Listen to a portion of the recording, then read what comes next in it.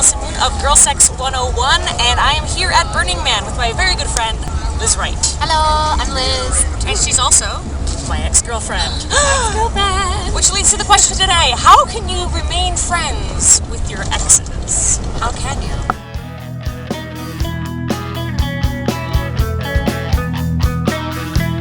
Now, the reason why we're filming here at Burning Man is because this is the place where Liz and I came to for the first time together.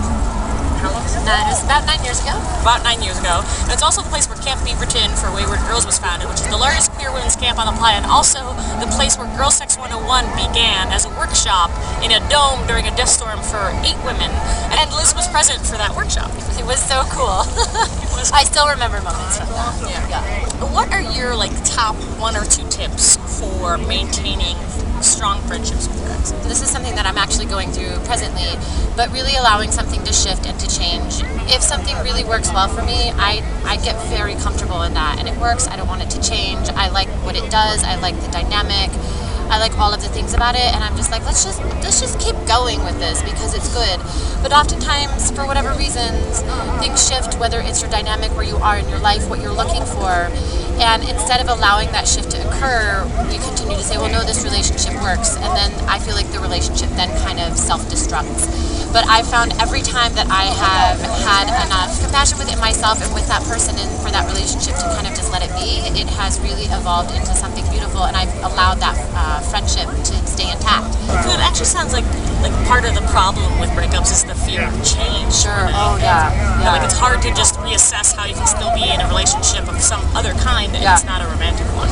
I think one of the biggest things about relationships in general is that we tend to find really awesome people, and then, if there's not the spark, if you have maybe different ideas about having babies, where you want to live, very practical questions, these things can be reasons to break up if the two of you don't see eye to eye on that. And I think that's a valuable thing to learn early on in a relationship, because if you find yourself all of a sudden feeling that you want to have babies and your partner said no, never, breaking up is a better choice than trying to force through it.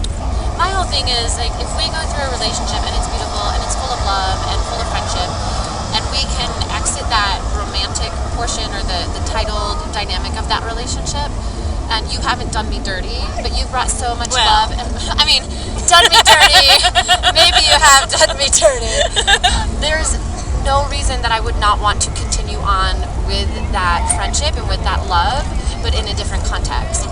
Your relationship has all these different components, so it's kind of like you take the components that work and you carry them with you and you create this new thing, and you take the components that weren't necessarily working as well, you celebrate them for what they were at the time when they did work, and then you say, hey, that part's not working, but all these parts did, so let's take those parts and see what we can create with that. And who knows, it might be even better than what it was. And yes, it will be different, but different is not bad. It's just different. How do you? I love you too. Well, thanks for joining us. This is Girl Sex 101. Check out our videos and subscribe to our YouTube channel, and we'll see you next time. Bye.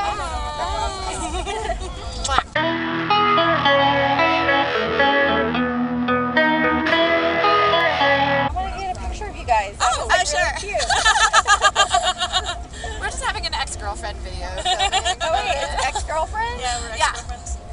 Well, that's nice. And we love each other. You look like it. It's true.